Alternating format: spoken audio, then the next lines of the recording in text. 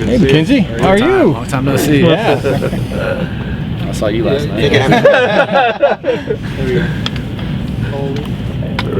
Have you, almost been a year since the injury, is this the time of year where you start to think about maybe what happened and the kind of year that you've had? Oh, yeah, you know, just last week I was talking to Mary Vanderheiden, our head athletic trainer, that we're coming up on a year, and it's just been a lot of ups and downs this past year, but honestly it's gone by pretty fast considering, you know, it's about a week from Saturday, I believe. But you know, just where I'm at now, it's night and day from then, and you know, I'm definitely grateful for where I'm at. What's a moment of difficulty that you really had to push through? I mean, just not being out there with the guys, struggling, being triumphant with the guys. That's tough, you know. Not being there, going through wins and losses with them. Like I'm there, but you know, it's hard to have the same effect if you're not, you know, suiting up on the field, going through that struggle with those guys. So I think that's been a struggle. But man, I've been enjoying this year. My whole body feels pretty good, you know, not taking a beating for, you know, the better part of a year now. So it's been good. Just learning from the coaches and, you know, just getting a different perspective. Building off of that, can you describe how far you've come physically and emotionally over the last year to get where you are right now? You know, yeah, like I said, it's night and day from, you know, November 23rd of a year ago. You know, I woke up on the 24th with, you know, metal rods in my leg. So it's definitely night and day. Been in the hands of great athletic trainers, great surgeons, and great coaches. It's a great support system, you know, it's been the best. So I still have a long ways to go, but, you know, I'm definitely not taking for granted where I'm at. Where are you right now in your rehab, or is there a timeline, or how far have you come and how far do you have to go? You know, it's not necessarily a timeline right now. It's just kind of day to day, but I'm busting my butt, you know, while the guys are at practice in the weight room with David Young, one of our strength coaches. You know, he pushes me, Bam, and Alec Haller. We're all knee guys right now, and it's kind of cool just to have guys to lean on while we're both struggling. I mean, all three of us are struggling, you know, trying to get back right. So, but I mean, we're all pushing weight. We're all just, you know, just trying to better ourselves. What is the next goal in your rehab that you're trying to reach? And get this brace off. That's the next goal, and it should be some point in the near future I'll get this off. Just normal day function, and then I'll move to a sports-specific brace. What's the dream now?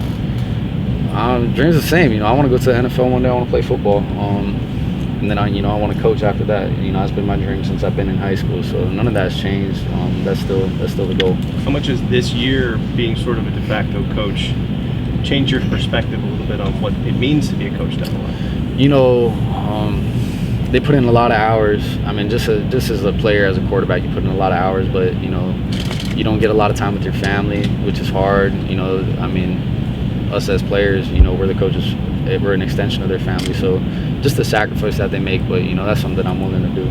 Has it made you want it more now that you've seen it sort of up close? I think so. You know, I mean, football's a beautiful game when it's done right. And honestly, I feel like it's a form of art when, you know, all 11 pieces are moving in the right way. And, you know, I've been around some great coaches, from Coach Frost to Coach Hype to Coach Levy. I mean, they're as good as it gets. So, you know, if I could emulate those guys when my time comes, it'd be pretty cool. It's too soon to know if you're going to be ready for next year.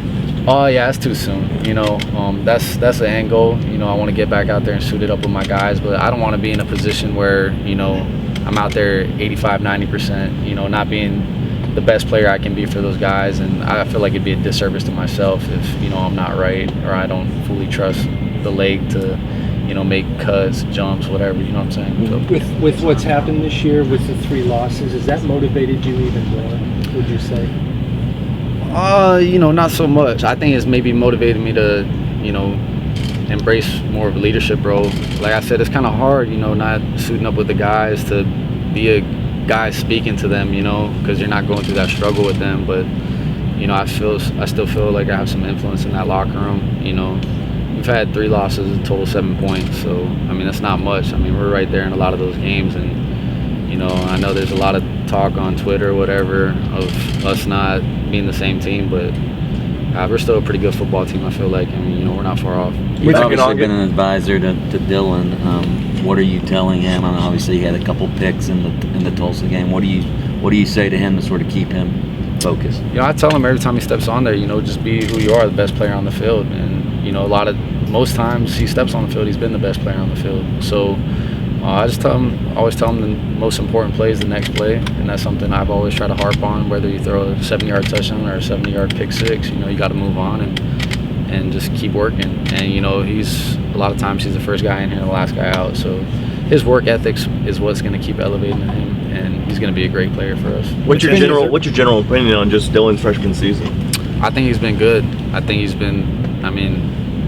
I'm pretty sure statistically he's the best guy in the country as a freshman right now. So I know there's some naysayers about him, but he's going to be a really, really good football player, probably a great football player for this program. Probably beat a lot of my records, maybe all of them. I think when it's all said and done, he'll be one of the greats here. McKenzie, is there a moment in your mind where you maybe think about the moment you put a uniform back on again? You know, I haven't really thought about it too much, but I know when that time comes, it'll be pretty emotional, and you know, I just want to go play my heart out like I always have. Do you see a lot of similarities between your freshman year and DJ's freshman? Man, he's been a lot better than I was, that's for sure. I think he's been better equipped, you know, coming in here in the spring, having that under his belt and being able to roll. I think he has, you know, a good supporting cast. But I mean, the way he's just grown from spring ball to now, he's close to being a seasoned vet, I feel like, and he's only going to keep getting better. He's only going to keep getting bigger, faster, stronger. So at this point, I say he's further along than I was at that point. How does he handle the pressure? What have you said to him? I ain't got to say much to him, you know. He's been playing varsity football since his freshman year of high school, so I feel like this is nothing new for him. He's kind of been thrust into that limelight at an early age, so he's got a good head on his shoulders. He's got a quick memory bank in his mind, so he moves on quick. Obviously, he doesn't like losing, so I mean, he's bounced back every time we've taken a loss. So I'm sure, you know, next week against Tulane, he'll be ready to roll. Besides the grades, what physically can't you do and what can you do at this point? I can't run yet, I can't jump yet, so but you know, in the near future that'll probably be something that will be progressed in physical therapy. So I mean, it's getting close to that point, and then I think I'll start stacking blocks, and you know, it'll start be like a little avalanche effect where, you know, I just keep getting better. Sorry, Mark, one more thing. Yeah, you still feel optimistic though about your progress and how it's gone? Yeah, absolutely. I mean, you know, 50% of these cases, you know, you don't have a leg, so I'm very optimistic. You know, my nerve feels great. I got full feeling in my foot, so I'm building up strength right now, so I'm very grateful. I got a little baby quad coming back, hamstring muscles are there, so I mean, it's rolling right now, and you know, I still got a ways to go. Like, I'm not, you know, saying I'll be playing next week or anything like that, but it's getting there. Back in August, you said about how the nerve is 100% and you're just about building up strength. Since then, these last few months, what has been maybe the most encouraging goals that you've hit in these last few months in your rehab? Being able to push some weight in some squats, pushing heavy weight in leg press, doing some walking lunges, stuff like that, just doing some more athletic movements and stuff like that. So, I don't know, just kind of feeling like an athlete again, I guess. Did Teddy Bridgewater's success this season for the Saints motivate you? Absolutely. You know, I actually had Traquan get me in contact with him, just asking him, you know, how long did it take to help have him feel normal? How long did it take to get him out of his brace playing? And you know, he's just, I mean, first of all, he's a God-fearing man, and you know, and that's what he's harped on, you know, since he got hurt. And just seeing him ball out at the Saints is eye-opening. Other guys, Jalen Smith, you know, those guys had devastating, perhaps maybe career-ending injuries in some eyes, and you know, they're two of the best players in the NFL. McKenzie, a lot of people think your friend Tua should shut it down. He's going to be a high draft pick. He's been hurt. What do you think? Man, I mean, just knowing Tua, I know he wants to play. He's one of the toughest persons I've been around growing up, playing banged up. I mean, just the physicality back home is a lot similar to the SEC in like a high school level. I mean, if I were him, I'd play 100%. I mean, you never know when your last snap's going to be. You know, I've kind of learned that, but I know Tua wants to play. I know he wants to get back into the playoff. I know he'd love another shot at LSU too, healthy. And, you know, probably if he's healthy, it's probably a different story. And he still played phenomenal. But, I mean, you can kind of tell, like, after the game, he could barely walk. Yeah. But that just shows, like, the kind of toughness and grit that kid has. And, you know, whoever gets him in the NFL is going to be extremely lucky. They got a franchise QB in him. Where McKenzie, when you get back to playing quarterback, do you think having the year and a half, whatever off, and sitting and being kind of a coach, do you think that would help maybe change you as a quarterback a little bit? I think I've seen the game from a different perspective. I think it could help me, you know, help the other guys around me elevate their play, just knowing the nuances of the game at a different level. But, you know, I feel like I'll still be the same guy, like when I do play again, you know, just giving 100% whatever I got for the team. You know, maybe I'll slide a little more, but we'll see. Where are you as far as your education? Are you on track to graduate next year? Yeah, I graduate this December, and then I'll be doing a master's from the spring to the fall. So I'll have a master's degree after next December, and I'll have my bachelor's after this December. What kind of leader do you see in Dylan, and how has that changed over the course of this season? You know, he's the kind of leader that leads by action. You know, like I said, he works as hard, if not harder, than anybody on this team, and you know that's why he's earned the right to be our starter. And you know, after a loss, he's in here the next day. After a win, he's in here the next day doing the same thing, just trying to keep getting better and better.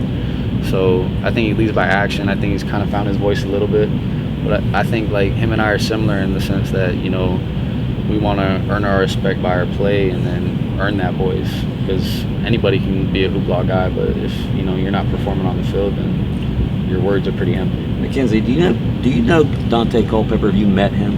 I haven't had the chance to meet him. Obviously, I know of him. I mean, he's one of the greatest, I mean, if not the greatest quarterback to come through here, and a great NFL QB as well. But I haven't had the privilege to meet him yet, and hopefully, you know, someday soon. A lot of people wish he would be around the program more. Is that something you would like to see? Yeah, you know, I'd love for all our alumni base, you know, whether they're Dante's level or not, you know, to come back and check us out. I mean, you know, he's a grown man. He's probably a busy guy, so I mean, you know, if he ever gets free time, it'd be awesome. He put UCF on the map even before you guys did. Yeah, he did, and then Blake took it to another level, and then, you know, we kind of kept it there, and hopefully we keep, you know, excelling. In the aftermath of your injury, once going back to that day, or maybe afterwards, when you understood the full gravity of it all, if someone had told you then that you would be where you are now physically, what would you say? You know, I'll probably believe him, you know. I don't know. Would you be satisfied? Basically saying, like, would you be surprised? I don't think I'm ever satisfied. You know, I want to keep getting better. I want to keep progressing, but I wouldn't be surprised. Like I said, I've had, you know, some of the best surgeons in the world, some of the best, I mean, probably the best athletic trainer in the country, Mary Vanderheiden, you know, I mean, giving all they can to me just to get me to this point, and, you know, it's going to keep getting better. So I wouldn't say I'd be surprised, but I'm definitely not satisfied, because, you know, I want to keep getting better, you know, and I don't feel like I'll ever be satisfied. McKenzie, if it comes down to the fact that you feel like you can't play, is that decision going to be your decision, or will something maybe the doctors? I feel like it'll probably be my decision, but I mean, if, you know, the doctor said, like, you can't go, you're not, then, you know, it is what it is, you know. I know I gave, you know, my best shot to play football. You know, I know I left everything out there for my guys and myself and my family, so I'd be okay with that, but I don't see that being the case. I do see, you know, if it comes down to the doctor saying I can go and I don't feel like I can go, I feel like it'd probably be on me more so than the doctors. What has it been like rehabbing with Bam? I mean, I know you guys are close anyway, but now you guys are both in the rehab room getting back from big-time injuries. What's it been like? It's been a privilege, man. I mean, he's coming along. He just started walking yesterday, so it's been cool, and, you know, he looks good. I think, you know, he's going to be a speedy recovery guy. He's a tremendous athlete, and, you know, that helps a lot in these rehab processes. So he looks really good, and I'm really excited for him. Coming up on the anniversary of the injury, though, how do you feel like that day will affect you? Will you be emotional on that day? Honestly, probably not. I don't feel like I'll be too emotional. I think it would be a good time to reflect, like, about how far I've come, you know, and just, I don't know, the growth I've had in this past year. I don't think I'll be too, like, I don't think I'll cry. If I do, I'll let you guys know. But Sure you I think I'll be good. right, last one. What's Matt- harder, the physical or the mental during this? I mean, mental for sure. I feel like I'm a pretty tough guy. Like I've been able to play through a lot of injuries. But I mean, the mental hurdle with something like this is day in and day out. You got to make a decision to get better or not. And if you're choosing to not get better, I mean, you only get worse and worse. Your leg gets stiff. You know, if you're not bending on your knee to get range of motion back, it only gets worse and worse. So it's definitely more mental than physical, because I mean, physical pain only lasts so long, but if that mental block keeps building up and building up, you'll never come back. You'll never be right. Learn a little bit about yourself during this process? Yeah, 100%. You know, I know physically I'm a tough guy, but I know, you know, mentally I can overcome a lot now. And, you know, I still have a lot to overcome, but, you know, it's heading in the right direction. Thanks, guys. Appreciate it. Thanks, Thank you, KZ. KZ. Thank you, guys.